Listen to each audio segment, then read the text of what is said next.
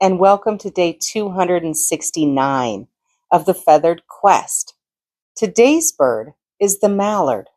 Strong on the wind, mallards have been estimated flying 55 miles per hour during migration. Let's go find that daily feather.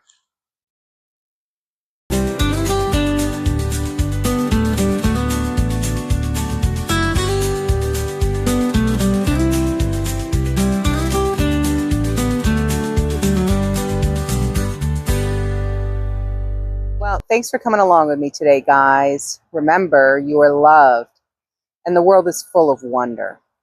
So, did we find our bird of the day?